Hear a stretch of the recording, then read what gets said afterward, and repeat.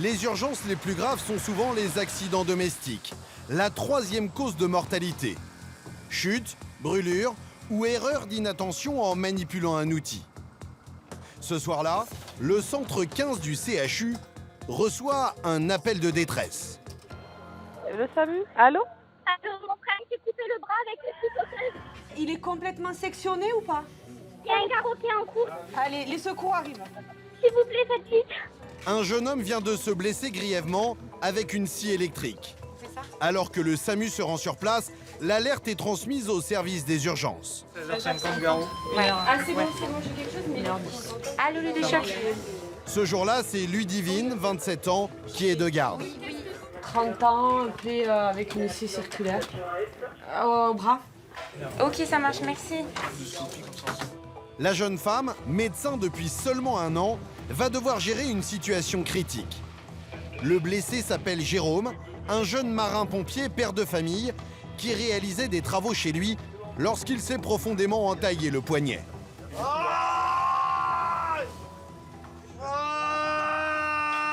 Monsieur, je vous prends le pied pour vous poser une autre voie, s'il vous plaît. Ne bougez pas le pied. Là, il peut... L'image est glaçante. La blessure très profonde a touché 2 artères. Un garrot empêche Jérôme de se vider de son sang. Priorité pour Ludivine, lui administrer un antidouleur. Plus les 10 mg de morphine. 2 grammes d'augmentin, 1 gramme d'hexacil, Oui. 10 de morphine, 50 de kéta, plus 3 maintenant. Super. Pas d'allergie, C'est moi. monsieur. Regardez là. Voilà. Pas d'allergie, ni rien du tout. Il est pas connu. Je vais lui refaire mon coup de morphine. Ouais, tu peux, vas-y. L'un après l'autre, les chirurgiens viennent ensuite examiner la plaie pour dresser un bilan précis des lésions. Vous sentez, monsieur, quand on touche, là? Vous sentez plus rien. Vous arrivez à les bouger? Bougez les doigts un petit peu. Là, vous sentez de ce côté? Je suis un chirurgien vasculaire. On va vous prendre le bloc, d'accord? Oh putain, les gars, s'il vous plaît, sauvez mon bras. Ouais, on fait au plus vite. Là, on va vous passer les calmants déjà. Et d'après ce qu'on nous a décrit, il y a une plaie artérielle. D'accord, donc on va réparer ça. Et puis ensuite, les orthopédistes s'occuperont du reste. Des muscles, des tendons et de l'os, au cas où. On va vous faire une petite radio, d'accord, pour voir un petit peu l'état des lieux au niveau osseux. Ok? La blessure est grave. La lame de la scie a fait de multiples dégâts. À ce stade, pour Ludivine, le pronostic reste incertain. Donc il a eu normalement le réseau artériel qui a été sectionné, probablement le réseau nerveux. La suite, ça va être du coup d'aller au bloc le plus rapidement pour sauver cette main.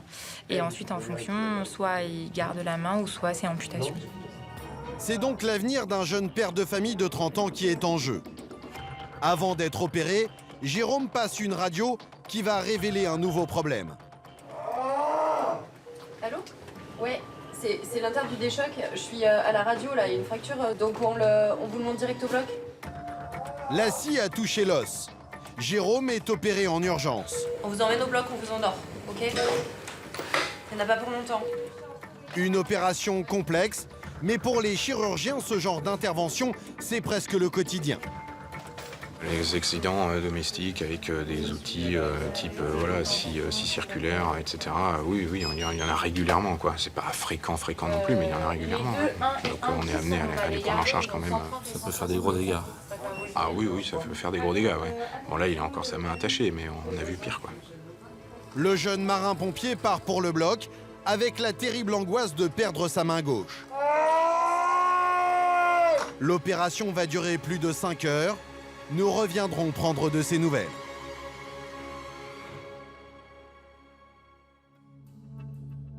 Sur des accidents de ce genre, ces spécialistes de l'urgence n'ont souvent que quelques minutes pour établir un diagnostic.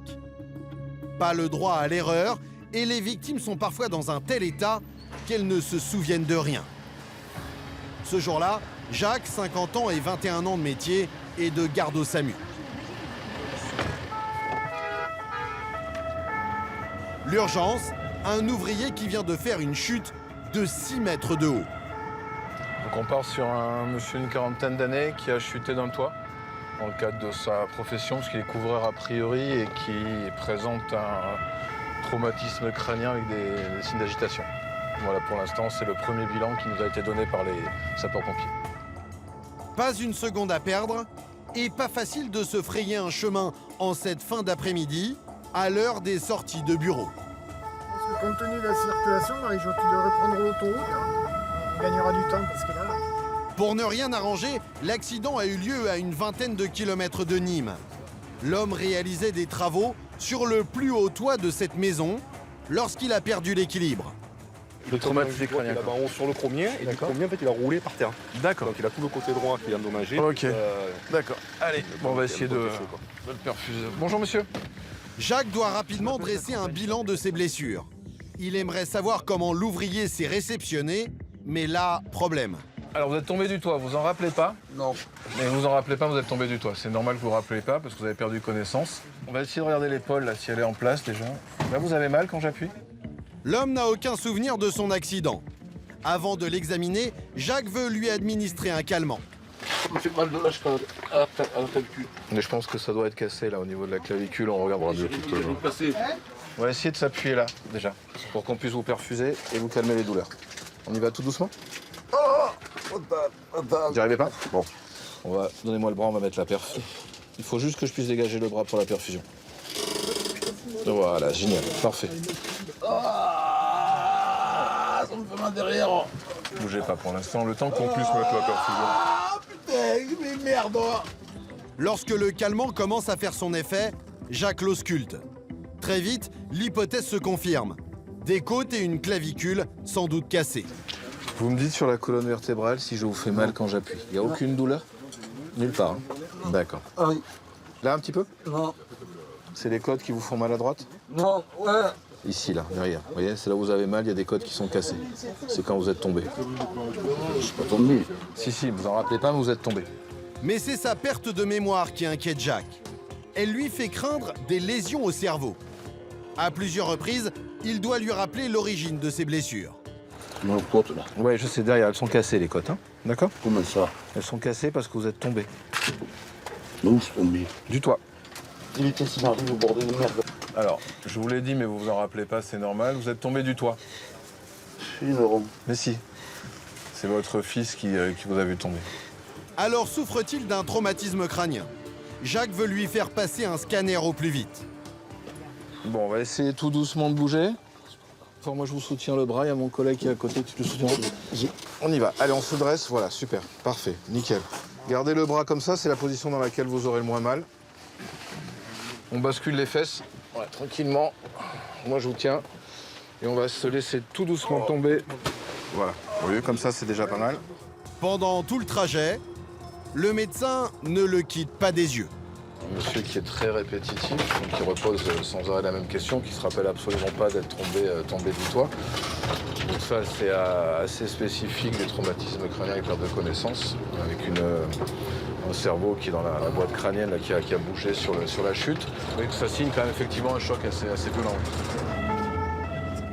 Doit-il être opéré en urgence? Pas question de prendre le moindre risque après une telle chute. Dès son arrivée à l'hôpital, il passe un scanner complet. Tout doucement, voilà. Là, stop, ne luttez pas, parce que si vous bougez, ça va vous faire encore plus mal. On essaiera de mettre un coussin derrière la tête.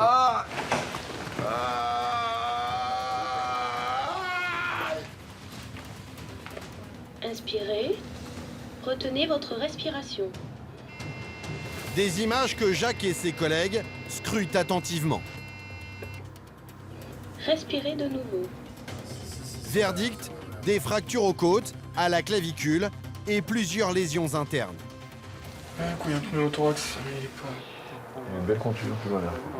Mais Jacques redoute surtout le traumatisme crânien. Donc sur le plan crâne, on a une petite hémorragie méningée là, qu'on voit ici. Là, c'est pas très visible, mais c'est ce qui apparaît en blanc là, sur le scanner. Un saignement qu'il faudra probablement recontrôler. Mais après, il n'y a pas d'indication chirurgicale sur ce type de lésion. Il y a eu la chance quand même, vu la hauteur de la chute. Finalement, c'est pas catastrophique, disons. Tous les organes abdominaux sont indemnes, il n'y a pas de saignement actif, donc c'est un patient qui devrait bien évoluer. L'homme subira une petite intervention pour recoller son poumon. Et il restera sous surveillance pendant plusieurs jours avant de rentrer chez lui. Un petit miracle après cette chute de 6 mètres de haut. Et une bonne nouvelle au CHU de Nîmes, il y en a une autre. Du côté de Jérôme, ce marin-pompier de 30 ans qui s'était grièvement blessé au poignet avec une scie. Il risquait une amputation, mais les chirurgiens sont parvenus à sauver sa main. Le premier réflexe qu'on a, c'est d'abord on regarde son membre qui a été atteint. Donc j'ai vu que ma main était encore greffée au bout de mon bras, donc ça a été un soulagement énorme. Pour moi, je me réveillais après le bloc, pour moi, amputé, c'était sûr. Donc à l'heure d'aujourd'hui, j'arrive à mobiliser les 5 doigts, à les bouger très légèrement. Donc voilà, je vais me battre pour l'avenir. Marin-pompier depuis 10 ans, Jérôme a eu les bons réflexes après son accident. Et surtout, beaucoup de sang-froid. Moi, de par mon expérience professionnelle, j'ai de suite vu la gravité en fait, de la plaie. Du coup, donc, je suis rentré, j'ai attrapé mon père par le t-shirt. J'ai dit là, papa, il va falloir que tu sois fort parce que moi, je ne peux plus rien faire. Il faut que tu me fasses un garrot. Le travail des chirurgiens est impressionnant, tout comme cette photo de son poignet après l'opération. Mais Jérôme le sait, le chemin sera long pour retrouver l'usage de sa main. Là, je vais partir pour, a priori, 2 mois minimum dans un centre de rééducation. Pour tout ce qui est terminaison nerveuse, le nerf, par chance, repousse, mais à une vitesse de 1 mm par jour. Et là, il y a 15 cm qui ont été abîmés. Donc, on part pour 150 jours avant que je recommence à pouvoir sentir ne serait-ce que quelque chose au bout de mes doigts. Ces accidents domestiques, c'est la bête noire des médecins. En France, ils font un blessé toutes les 3 secondes. Tout âge confondu, car les victimes sont très souvent des enfants.